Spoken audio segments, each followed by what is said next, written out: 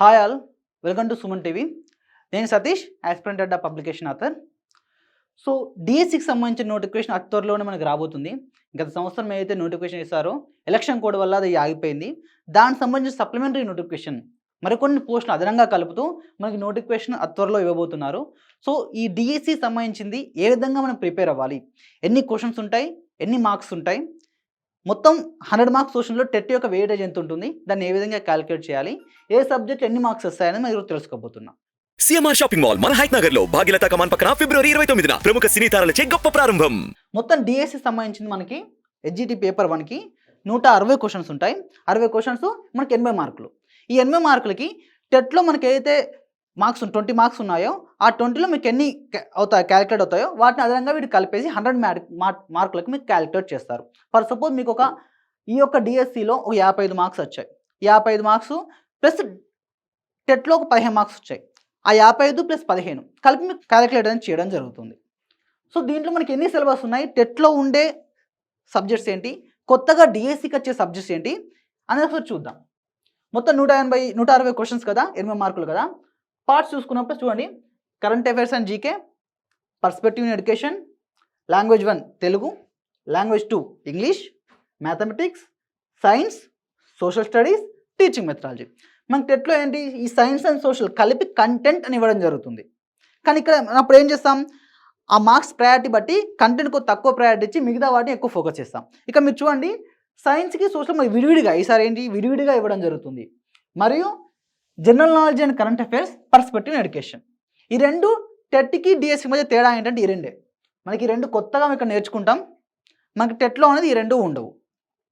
So ఏది ఎన్ని క్వశ్చన్స్తో మనకు వస్తాయి, ఎన్ని మార్క్స్ వస్తాయి, దేంట్లో ఎక్కువ స్కోర్ చేయొచ్చు ఒకసారి చూద్దాం. ఫస్ట్ ఏంటి, general knowledge and current affairs. మనకి ఎన్ని క్వశ్చన్స్ ఇస్తాడు, మొత్తం 20 క్వశ్చన్స్ ఉంటాయి, 10 మార్క్స్ వస్తాయి. దీంట్లో అంటే 10 క్వశ్చన్స్ జనరల్ నాలెడ్జ్ ఉంటుంది, 10 క్వశ్చన్స్ కరెంట్ అఫైర్స్ ఉంటుంది. Next perspective in education.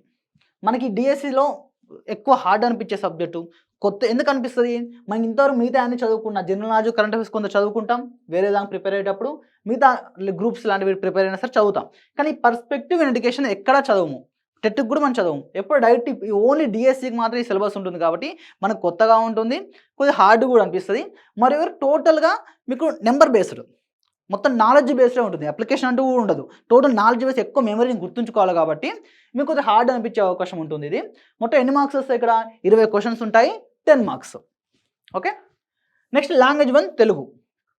మనకేంటి, ఏదైతే తెలంగాణ ఎస్సీఆర్టీ కొత్త టెక్స్ట్ బుక్స్ ఉన్నాయో దాన్ని బేస్ చేసుకుని 1వ తరగతి నుండి 8వ తరగతి వరకు ఉన్న total syllabus plus 9th 10th క్లాస్లోని సిమిలర్ మ్యాటర్స్ వాటి మీద చదవాల్సి ఉంటుంది. అంటే ఏ విధంగా, 1వ తరగతి నుండి 8వ తరగతి, దీనికోసం ఎన్ని బుక్స్ చదువుకోవాలి మనము, దీనికోసం అనుకున్నప్పుడు మొత్తం 12 బుక్స్ చదువుకోవాలి.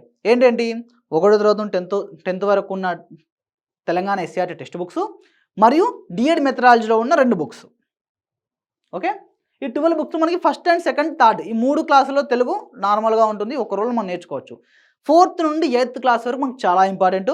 9th 10th రిలేటెడ్ టాపిక్స్ ఏ ఉంటాయో, అంటే గ్రామర్ టాపిక్స్ ఏ ఉంటుందో, కవి పరిచయాలు, గ్రామర్, ఈ 2 మాత్రం 9th 10th చదువుకోవాలి. టెక్స్ట్ బుక్ లోపలికి వెళ్ళి చదవాల్సిన అవసరం ఉండదు. ఓకే. మనకి ఎన్ని క్వశ్చన్స్ వస్తాయి ఇక్కడ, మొత్తం 18, 9 మార్కులు. Next language 2 English.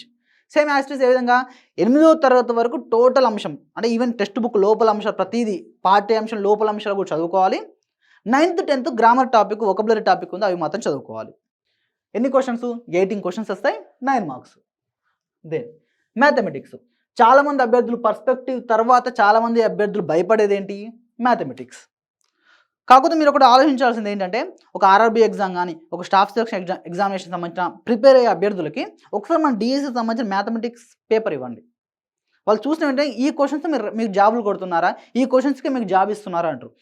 అంత బేసిక్ మాత్రం హెచ్జిటి పేపర్ 1లోని మ్యాథ్స్కి అంత బేసిక్ మీకు ఎక్కడా ఉండదు. మరియు మిగతా కాంపిటేటివ్ ప్రిపేర్ దాంట్లో అకౌంట్ ఏ రకమైన కాన్సెప్ట్ ఇస్తాడు, ఏ విధంగా క్వశ్చన్ అడుగుతామో మనకు తెలియదు. కానీ మన మ్యాథమెటిక్స్ హెచ్జిటి పేపర్ 1 మ్యాథమెటిక్స్లో టెక్స్ట్ బుక్లో ఏ క్వశ్చన్స్ ఉంటాయో వాటి నుండే డైరెక్ట్ ఆ క్వశ్చన్స్ అన్నా ఇవ్వచ్చు, దానిలో నెంబర్స్ చేంజ్ చేసినా ఇవ్వచ్చు తప్ప కొత్త క్వశ్చన్ కొత్త కాన్సెప్ట్ మీద మనం అడగడు. సో మెయిన్గా మీరు మ్యాథమెటిక్స్ ప్రిపేర్ అయ్యే వాళ్ళు, భయపడే వాళ్ళు ఏం చేయాలంటే 3rd క్లాస్ నుండి 10th క్లాస్ వరకు each and every question practice చేయాలి. ఈచ్ అండ్ ఎవ్రీ క్వశ్చన్ మీరు ప్రాక్టీస్ చేసినట్టయితే దాని నుండే మీకు క్వశ్చన్స్ వస్తాయి తప్ప బయట నుండి క్వశ్చన్స్ రావు. సో నెక్స్ట్ మనం ఏదైతే వీడియో చేసుకోబోతున్నాం దాంట్లో మీకు ఈచ్ అండ్ ఎవ్రీ సబ్జెక్టు ఏ విధంగా నేర్చుకోవాలి, ఏ ఫ్యాక్టర్స్ మీరు ఫోకస్ చేయాలి అనేది క్లియర్గా ఎక్స్ప్లెయిన్ చేస్తాను. ఎన్ని క్వశ్చన్స్ వస్తాయి? 18 క్వశ్చన్స్ వస్తాయి, 9 మార్క్స్. నెక్స్ట్ ఏంటి? Science and social content. మిగతా మనం ప్రిపేర్ అయ్యే సమయంలో ఫస్ట్ ఆఫ్ ఆల్ ఈ 2 సబ్జెక్టులు కంప్లీట్ మనం చేయాల్సి ఉంటుంది. కంటెంట్ మీకు యాక్చువల్ మార్క్స్ ఎన్ని? 9 మార్క్స్ 80 మార్క్సే. కానీ ఎంత సిలబస్ ఉంటుందంటే చాలా ఎక్కువ సిలబస్, వ్యాస్ట్ సిలబస్ అనేది ఉంటుంది. ఒక 10th క్లాస్ బయాలజీ బుక్ అని మీరు కంప్లీట్ చేయాలంటే మినిమం చాలా టైం పడుతుంది. సో ఫస్ట్ ఆఫ్ ఆల్ మీరు సైన్స్ అండ్ సోషల్ స్టడీస్ సంబంధించిన టోటల్ కంటెంట్ కంప్లీట్ చేసుకుంటే మిగతాది మీరు నేర్చుకోవచ్చు. సైన్స్ 8th క్లాస్ వరకు total content, 9th 10th related topics అని ఉంటుంది. Okay, 9th 10th related topics అంటే అన్రిలేటెడ్ ఏమున్నాయి? పరమాణు నిర్మాణం, ఇలాంటి టాపిక్స్ అంటే 8th వరకు ఏదైతే ఉండి 9th 10thలో లేకుండా ఉన్నాయో 8th వరకు ఉండి వీటిని అన్రిలేటెడ్ టాపిక్స్ తీసేయాల్సిందే. ఓకే, నెక్స్ట్ సోషల్ స్టడీస్ కూడా సేమ్ 8th వరకు total content, 9th 10th related topics మాత్రమే. ఎగ్జాంపుల్ ఏంటి? 9th క్లాస్లో మనకి ప్రపంచ చరిత్ర, వరల్డ్ హిస్టరీ ఉంటుంది, యూరోప్ చరిత్ర అని ఉంటుంది. సో 8th వరకు ఎక్కడ మనకి ప్రపంచ చరిత్రను పరిచయం చేయలేదు. సో అటువంటప్పుడు 9th క్లాస్ నుంచి ప్రపంచ చరిత్ర, world history, second world war, first world war ఈ టాపిక్స్ చదవాల్సిన అవసరం మనకు ఉండదు. Okay, next teaching methodology and strategy. దీంట్లో సోషల్ స్టడీస్కి ఎన్ని marks? 18 questions, 9 marks. Next teaching methodology.